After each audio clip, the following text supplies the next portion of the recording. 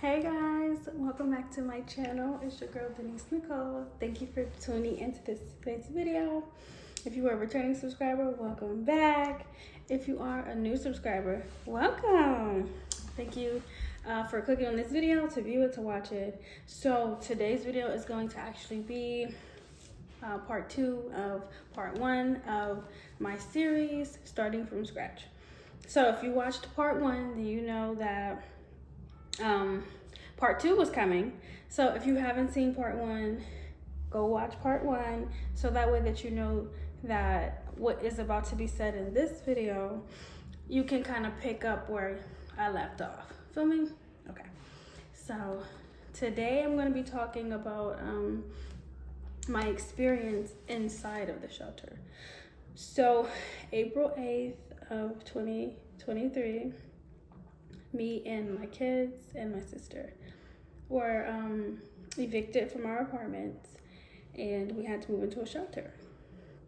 I was very sad, honestly, moving out of my place, my shelter that I had, and it was very sad.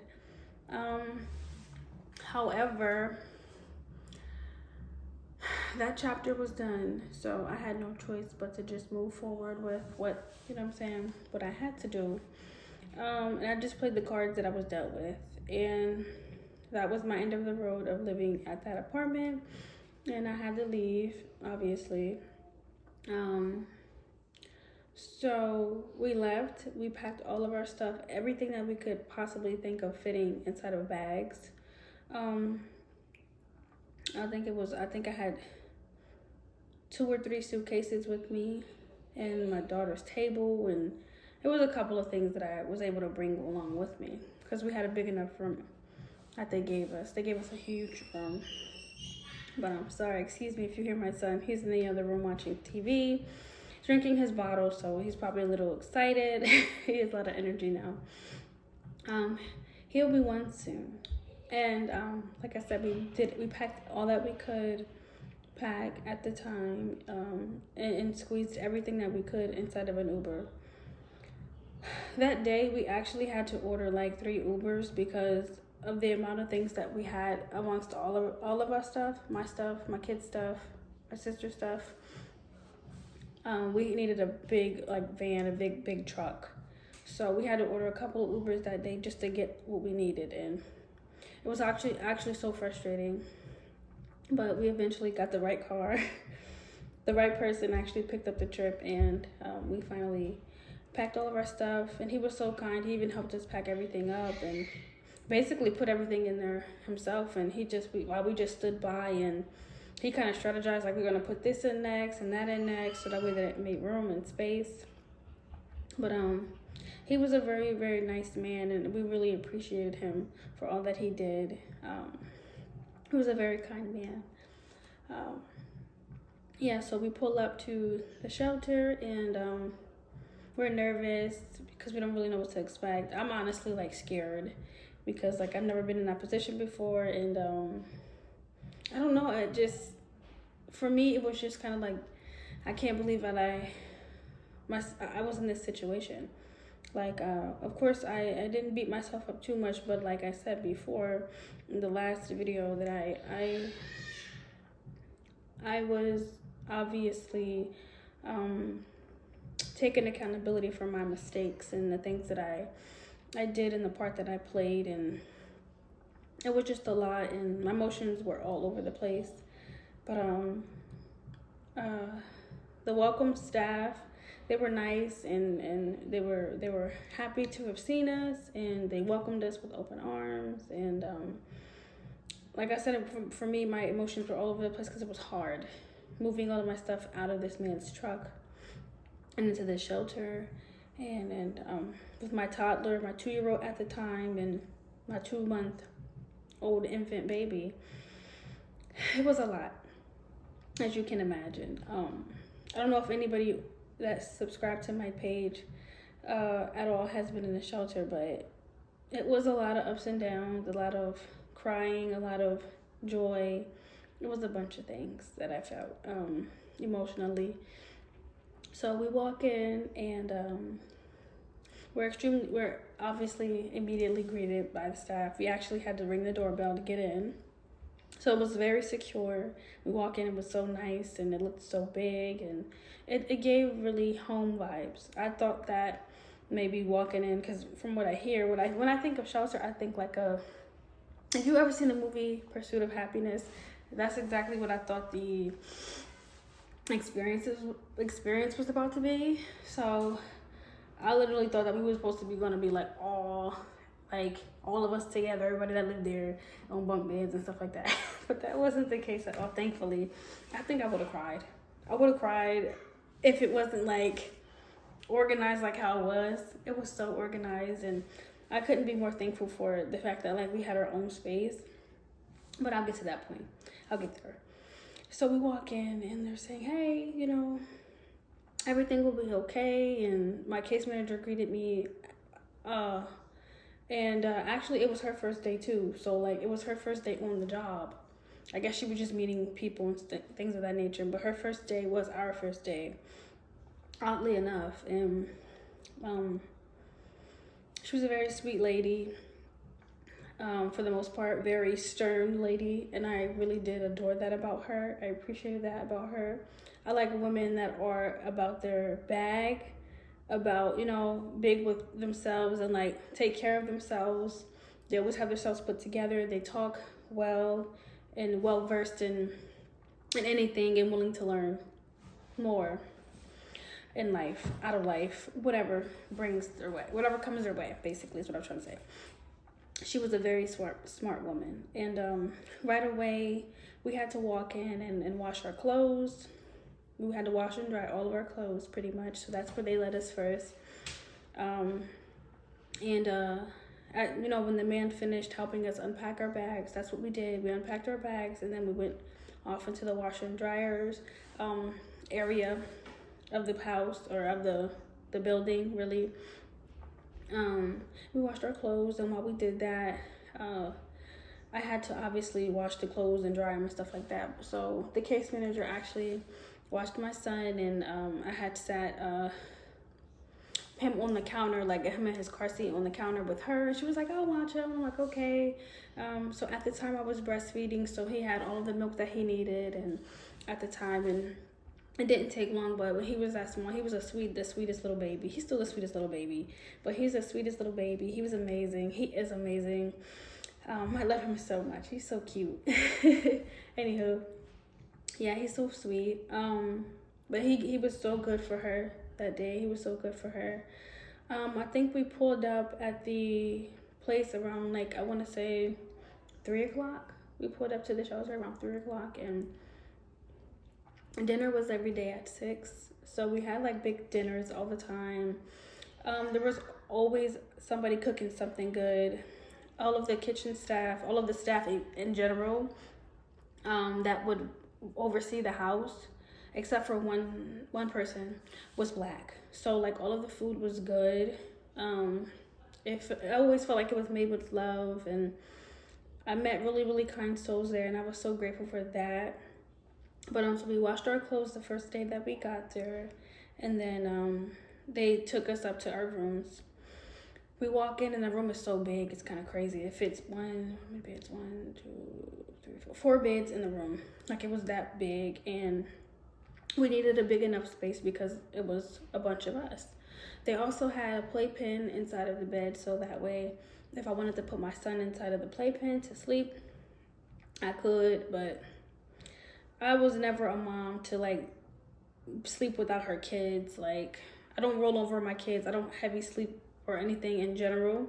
Like, if somebody were to come rob me right now, I would know about it. Like, I'll be ready for them to come in here and, you know, whatever the case is, if they tried. But not a heavy or hard sleeper.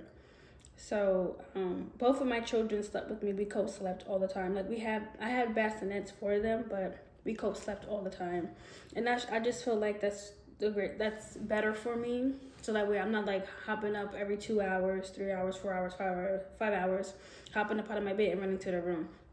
At least at the time, I wasn't concerned about it. Now that they all have their own room in my house, then I'm grateful that they have their own room now, so that way I'm okay with, you know, him being his playpen and stuff like that.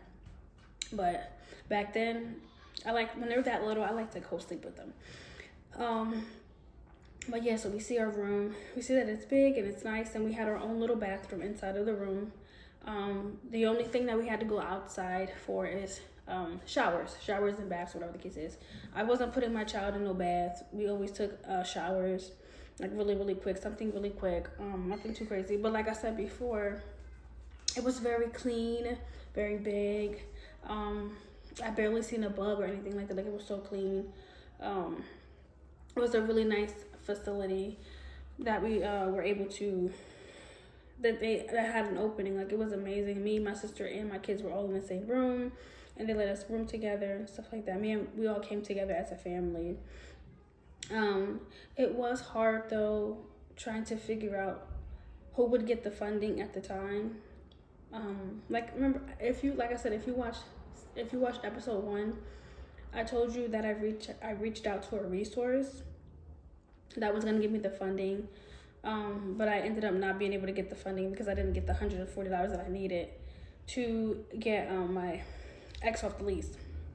So that's why I didn't fall through. However, my sister did the same thing too, to try to get her funding because she was back on her rent as well. So later on, she was able to get the funding, and it worked out eventually. Now we're in a home and things of that nature. But when we first got there, every day we had chores. Every night we had a chore to do. They assigned us chores, and we had like they would like check on us every single night and ask us if we needed anything. Like, if my son or my daughter needed to pull up her Pampers, I'd be able to get them free of charge, and wipes or any toiletries that we needed, perfume, spray, makeup, whatever it was. They were able to give it to us if they had it in the building. They got it for us. There was also like clothes given and stuff like that sometimes. So they donated a lot of things, and we were so grateful. The refrigerator always stayed stocked. We had snack, I think was it 2 or 3 o'clock. So between like the hours of, sometimes it was like during lunch times and right after the kids, sorry y'all, right after the kids get out of school. So those were the snack time hours. And yeah, I think I got a little chubby when I was there. Like, if you knew me before I had my son, you knew I was a little bit slim, but I got a little chubby. No, but seriously, they already told me right off the rip. They was just like, you're gonna gain a couple pounds being here. And like I said before, they're all black cooks. They were all black people that pretty much worked there the most, and they all cooked for us every single night. So like, they was making us mashed potatoes and spaghetti and fried chicken and just all kinds of stuff, baked chicken, all kinds of stuff, y'all. It was just, food was good. Some of it was literally homemade. Some of it was food that they bought from the grocery store. It just depended upon like who was making it. Some people made their food from scratch. Obviously still go to the grocery store to get the ingredients, but some people would just make things on a whim, or just make things just for fun and stuff like that. Like, we were very, very grateful to be in a space where they were taking care of us, and they actually cared to take care of us. Now, there was some people there that didn't really appreciate their job all the way, and it kind of made me feel some kind of way, because how could you come to a place like working in a shelter and be like, turn your nose up at people? First of all, we're already at our lowest, or we wouldn't be there. And I mean, you get to go home at the end of the night. Like, once your shift is up, you get to go to your house and go sleep in your warm bed with your heat and your nice carpet and whatever it is that, you know, people enjoy when they're at home. So it really irritated me that there was somebody there that worked there that didn't really care to help people there. It was just it just didn't make sense to me. And I'm all about doing things that are in alignment with you. So like, if you know that you're not supposed to be working a job, why do it if it's not in alignment with you? But yes, day one was great. We did have to wake up every day early, obviously. Not super duper early, but we had to get up early enough so that we get breakfast. They used to serve breakfast every day. Sometimes it was hot, sometimes it was hot and cold. So like they do cereals and muffins and donuts, and sometimes they would cook breakfast like pancakes and bacon, sausage and stuff like that. So it was a really, really great experience. The food was always lovely. Like I said, I gained a little pounds or whatever. I am planning on dropping this weight, but also I was breastfeeding my son, so the entire time breastfeeding my son, pumping my milk and all of that. So feeding him obviously helped me gain my weight. You know, after having a boy, I swear every time people have boys, we gain the most weight. Like I literally was still like this after I had my daughter, but with my son, with my son or guy, I know guys watch this too. Hey y'all.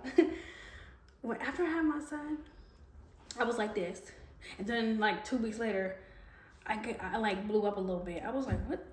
Where does weight come from? Oh, I'm eating meat again. I'm doing this and I'm doing that. So, yeah. Anywho, yeah. So every day we had to get up and obviously get active. So we're looking for a job and trying to figure out that, and figure out ways how we can make more money and all the things. We also met someone there that was hosting like I guess you would call it like Bible study. It wasn't Bible study, but she was a very religious lady. But y'all know I'm not religious at all. Very spiritual though. But yeah, so she would come on Wednesdays and like have our group meetings, and we would just talk about things that we wanted to talk about. So some things was probably about confidence and maybe accountability, things of that nature, so that way that we can hold ourselves accountable. Emotions and stuff like that. Like it used to get real, y'all. Some of the ladies would cry, and it would be a very sad and sentimental and emotional thing for the moms there. Like we're all moms, all of us were young mothers. So we weren't all young, if you will, but most of us were young mothers. So all of our children did age it. Or the age ranges were different though. Like one mom had like I think she was like 9 or 10-year-old with her toddler being like almost 1. Or no, her toddler was like 1, I think 1 or 1.5, something like that. Then another mom had a toddler, a little baby. He was about to turn 1, or he actually I think was 1. I had my daughter, she was 2 at the time, and then my son, who was 2 months at the time. And then another mom had a 7-month-old at the time. So it was a mixture of all of us at the time. This was a family shelter, so only mothers could really come here, and the only way that they let males in this shelter was if they were married to the mom of the children, obviously. So it was a ladies shelter pretty much, unless you were married to one of the ladies that had to go there. However, there was one family that eventually came, and it was just them two, and I didn't understand that. They let her come with him. They were married, but they didn't have any kids. Like no kids. I didn't understand that dynamic, and but I'm not here to judge nobody. I don't be judging nobody because I think that's crazy. I don't judge anyone though, but I think that's corny. Bullies and people who like to pick on people while they're down and out, that's really sad, honestly. But fair is fair, right?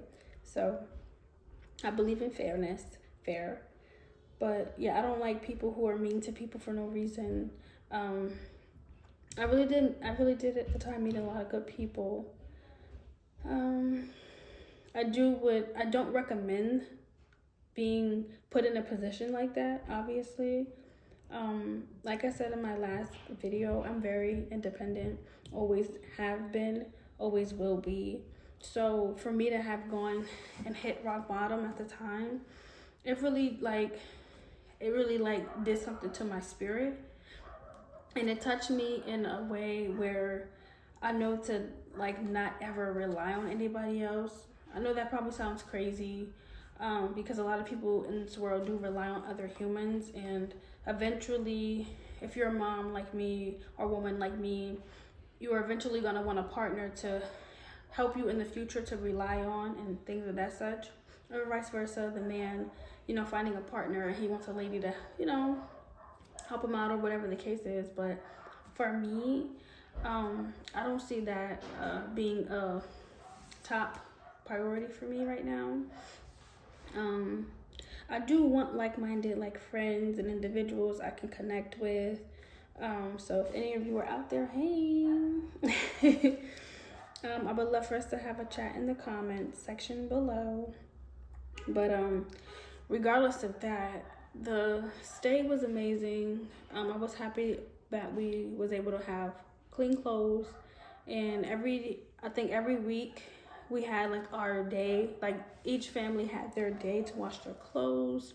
We had chores, and yeah, it was a very clean and organized space. They also had obviously a kitchen. We weren't really back in the kitchen, but if we wanted to get something out of the kitchen, like if we wanted to cook in the kitchen, like cook a meal one day, we could. We just have to ask. But most of the time, they would do all the cooking and just put it out, and then we'll serve ourselves, whatever the case was. When the first day that we did get there, it was like spaghetti day, and a bunch of the kids from one of the schools across the river from where I am. So it was basically across the bridge from where I am, or where I was when I was staying over there. They would come, I think once a month or something like that, and cook for the people in the shop, and cook for the people in the facility.